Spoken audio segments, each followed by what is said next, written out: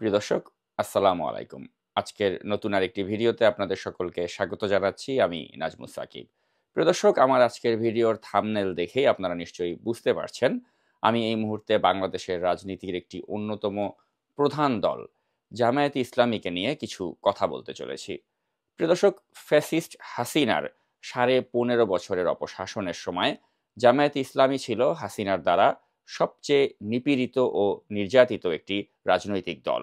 নাগরিক টিভি সবসময় নিপীড়িত বা মজলুমের পক্ষে কথা বলে, এবং এ কারণেই আপনারা যদি নাগরিক টিভির বিগত দিনগুলোর অনুষ্ঠানগুলির দিকে একটু নজর দেন বা আমাদের আর্কাইভে যদি একটু খোঁজ করেন, তাহলে আপনারা দেখবেন যে আমরা জামায়াতের প্রতি আওয়ামী লীগের এই বিদ্বেষমূলক আচরণের বিরুদ্ধে কতটা প্রতিবাদী ভূমিকা রেখেছিলাম। জামায়াতের সিনিয়র নেতাদের জুডিশিয়াল কিলিং করা হয়েছিল বলে আমি মনে প্রাণে বিশ্বাস করি। আমার দেশ পত্রিকাতে স্কাইপ কেলেঙ্কারির যে রিপোর্টটি প্রকাশ করা হয়েছিল, তাছাড়া আল্লামা দেলোয়ার হোসেন সাঈদীর বিরুদ্ধে সুখরঞ্জন বলিকে দিয়ে জোর করে যেই সাক্ষ্য দেওয়ার চেষ্টা করা হয়েছিল, ইত্যাদি নানা ঘটনাই প্রমাণ করে যে বিচারের নামে আওয়ামী লীগ কী ধরনের প্রহসন মঞ্চস্থ করেছিল। তো আমি বিশেষভাবে তৎকালীন জামায়াতে ইসলামীর শীর্ষ নেতাদের ফাঁসির দড়ির সামনে দাঁড়িয়ে থেকেও আপোষ না করার যে মনোভাব তাদের ছিল, সেই দৃঢ়চেতা মনোভাবকে আমি সাধুবাদ জানাই। ব্যক্তিগতভাবে জামায়াতের শীর্ষ নেতাদের সাথে আমার তেমন একটা যোগাযোগ না থাকলেও মিডিয়াতে কাজ করার সুবাদে মীর কাশেম আলীকে আমি চিনতাম, এবং তার পরিচালিত দিগন্ত টিভি এবং ইসলামী ব্যাংক প্রমাণ করেছে যে ব্যবসায়ী এবং মিডিয়া ব্যক্তিত্ব হিসেবে তিনি কতটা সফল। দেশের অন্যতম শীর্ষ একজন ব্যবসায়ী হওয়া সত্ত্বেও তিনি অত্যন্ত সাদামাটা জীবনযাপন করেছিলেন, এবং কারাগারে যখন তাকে কন্ডেম সেলে তাকে ঢুকানো হয়েছিল, তিনি অত্যন্ত সাধারণভাবেই সাধারণ কয়েদিদের মতোই সেখানে থাকতেন। কোনো ধরনের ভিআইপি সেবা কিন্তু তিনি কখনো নেননি। কিন্তু আজ প্রশ্ন জেগেছে যে জামায়াতের মীর কাশেম আলী বা দেলোয়ার হোসেন সাঈদীর মতো নেতাদের পর এখন নতুন প্রজন্মের যারা তাদের উত্তরসূরি হিসেবে সামনে এসেছেন, তারা কতটা আপোষকামী। তাদের আপোষকামিতা দেখে জামায়াতের অনেকেই নাম প্রকাশ না করার শর্তে আমাদের কাছে ক্ষোভ প্রকাশ করেছেন।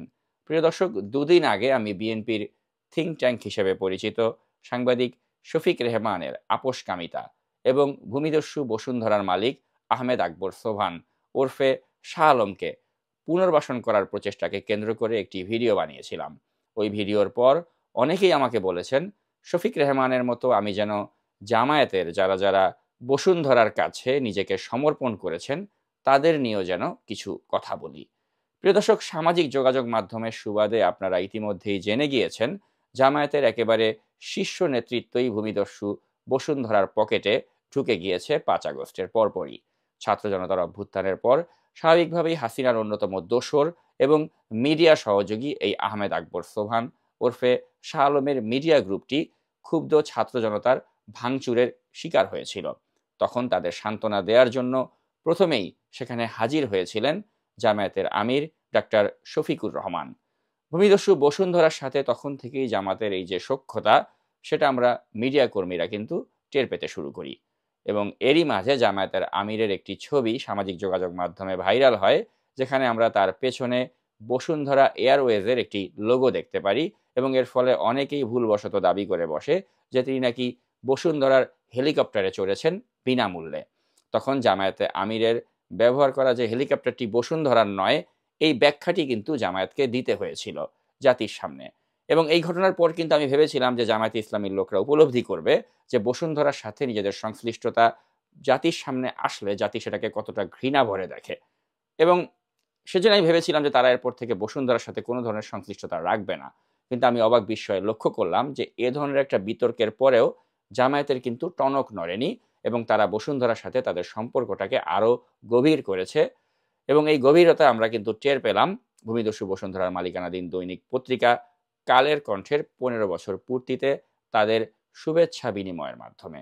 আমরা দেখতে পেলাম জামায়াতের ঢাকা মহানগর দক্ষিণের প্রধান জনাব শফিকুল ইসলাম মাসুদ, জামায়াতের সেক্রেটারি জেনারেল মিয়া গোলাম পরওয়ার এবং শিবিরের কেন্দ্রীয় সেক্রেটারি নুরুল ইসলাম সাদ্দাম ছাত্র জনতার অভ্যুত্থানে প্রশংসনীয় ভূমিকার জন্য কালের কণ্ঠের ভূয়সী প্রশংসা করে বক্তব্য রেখেছেন। কালের কণ্ঠের সেই গুরুত্বপূর্ণ অবদানকে শ্রদ্ধার সাথে স্মরণ করছি, যা গত জুলাইয়ের গণ অভ্যুত্থানে ছাত্র জনতার এই গণ আকাঙ্ক্ষা সফল করার জন্য লক্ষ কোটি মানুষের আন্দোলনের পাশে কালের কণ্ঠ ছিল। অত্যন্ত জনপ্রিয়, পাঠক সমাদৃত এবং ডিজিটাল ভার্সনে শ্রোতা দর্শকদের খুব প্রিয় একটা পত্রিকা। কালের কণ্ঠ বলা যায় প্রতিষ্ঠা লগ্ন থেকেই এদেশের মানুষের জনগণের কল্যাণে এবং তাদের অধিকার আদায়ের জন্য কাজ করে আসছে।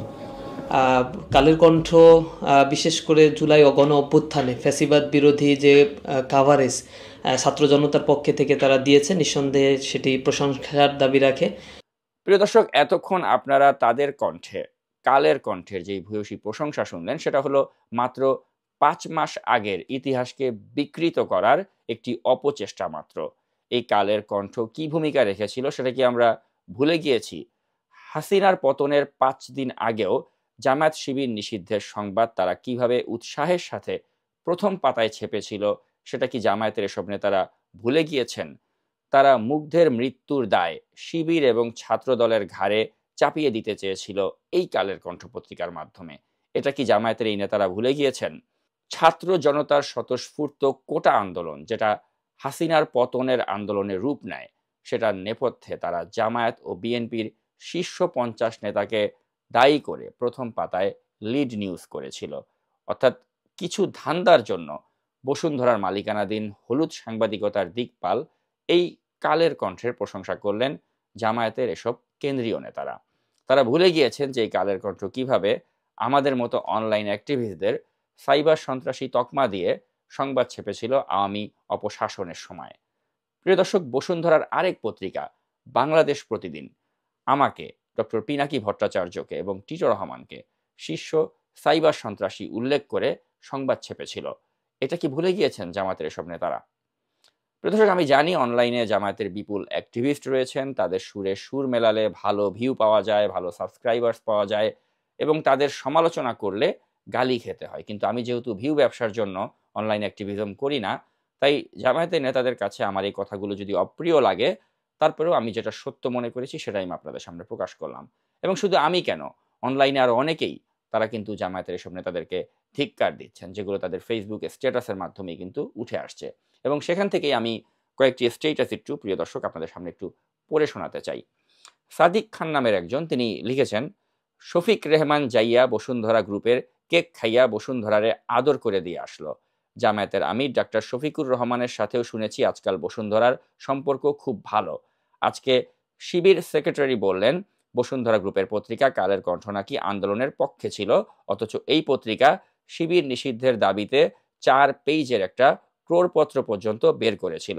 রাজনৈতিক দলগুলোর চরিত্র পতিতাদের মতো হবে, এটাই স্বাভাবিক, এটাই এক্সপেক্টেড। বাট নিজের ভাইয়ের রক্ত যাদের হাতে, তাদের ধন মুখে নিয়ে আদর করে ব্লোজব দিয়ে দেওয়ার এই বেশ্যাপনা আপনি আর কোনো দেশের রাজনৈতিক দলগুলোর মধ্যে পাবেন না। এদের জন্য থুতু ফেলতেও ঘেন্না লাগে। এসকে ওমর শরীফ, তিনি স্ট্যাটাস লিখেছেন, জামায়াতের সেক্রেটারি জেনারেল মিয়া গোলাম পরোয়ার, কেন্দ্রীয় নেতা শফিকুল ইসলাম মাসুদ, বৈষম্য বিরোধী ছাত্র আন্দোলনের মুখ্য সংগঠক আব্দুল হান্নান মাসুদ, গণ অধিকার পরিষদের একাংশের নেতা তারেক রহমান, বিএনপির ভাইস চেয়ারম্যান আব্দুল্লাহ নোমান সহ বিভিন্ন দলের বিভিন্ন বয়সের বহু সংখ্যক নেতা জুলাই অভ্যুত্থানে বসুন্ধরা গ্রুপের মালিকানাধীন কালের কণ্ঠ পত্রিকার ন্যাক্কারজনক ভূমিকার ব্যাপারে যেভাবে মিথ্যা বক্তব্য দিচ্ছেন সেটা অত্যন্ত গর্হিত অন্যায়। যে দেশের ছাত্র, কৃষক, শ্রমিক জনতা খুব সহজেই নিজেদের শত্রু মিত্র চিনতে পারেন, সেখানে তথাকথিত এই নেতারা কিভাবে জনগণের চোখ ধুলা দিবেন? বরং এই বিকৃত ও বিকৃত বক্তব্যদাতারাই নেতৃত্ব থেকে নিশ্চিহ্ন হয়ে যাবেন। ছাত্র, কৃষক, শ্রমিক জনতা গত জুলাইতেই খুব সহজ ভাষায় রাষ্ট্রের ব্যাপারে তাদের অবস্থান জানিয়ে দিয়েছেন। লাখো শহীদের রক্তে কেনা দেশটা কারো বাপের না। আবু সাইদ, ওয়াসিম, শান্ত, মুগ্ধ, ফাইয়াজদের রক্তের সাথে যারা বেইমানি করবে তাদের স্থান ইতিহাসের ডাস্টবিনেই হবে। তো প্রিয় দর্শক, শুধু জামায়াতকে এক পেশে সমালোচনা করে আমি এই ভিডিও শেষ করতে চাই না। বিএনপিও জামায়াতের চেয়ে পিছিয়ে নেই বসুন্ধরার তোষামদি করতে। এক পা কবরে চলে গিয়েছে, ঠিকমতো কথাও বলতে পারেন না। বিএনপির এমন নেতাও শেষ বয়সে বসুন্ধরার থেকে মধু খাওয়ার লোভে কালের কণ্ঠের গুণগান করেছেন। কালের কণ্ঠ একটি উন্নত মানের দৈনিক পত্রিকা। এই পত্রিকা তৎকালীন আওয়ামী লীগ সরকারের বিরুদ্ধে প্রতিবাদ মুখর হয়েছিল। আমি আশা করব এই প্রতিষ্ঠাবার্ষিকীর দিনে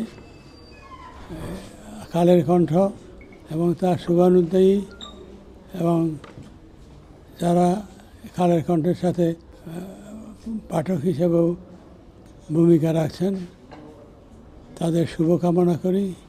তো প্রিয় দর্শক, আমি বিএনপির ভাইস চেয়ারম্যান আব্দুল্লাহ আল নোমানকে প্রশ্ন করতে চাই, আপনি কি জানেন আপনার ভারপ্রাপ্ত চেয়ারম্যান জনাব তারেক রহমান সম্পর্কে কালের কণ্ঠের মালিক ভূমিদস্যু আহমেদ আকবর সোবহান ওরফে শাহ আলম কি বলেছিলেন? কিন্তু বিদেশে বসে একজন নেতা যিনি সাজাপ্রাপ্ত তিনি ভিডিওতে সারা বাংলাদেশে মিটিং করবে, এটা তো হতে পারে না। এটা তো স্বাধীনতা না। আর এই স্বাধীনতা যদি বাংলাদেশে থাকে তো জেলখানাতেও রাজনীতি করার আপনারা অধিকার দিয়ে দেন, যে প্রতিটা জেলখানার লোকও রাজনীতি করতে পারবে। প্রিয় দর্শক, পরিশেষে আমি কামনা করি আমাদের প্রধান রাজনৈতিক দলগুলোর মাঝে চৈতন্য জাগ্রত হোক। তারা যেন ভালো এবং খারাপের মাঝে পার্থক্য নিরূপণ করতে পারে। তারা যেন ধান্দার জন্য খারাপের সাথে হাত না মিলায়। এ প্রত্যাশায় শেষ করছি আমার আজকের এই ভিডিও। এতক্ষণ সাথে থাকার জন্য অসংখ্য ধন্যবাদ। আল্লাহ হাফেজ।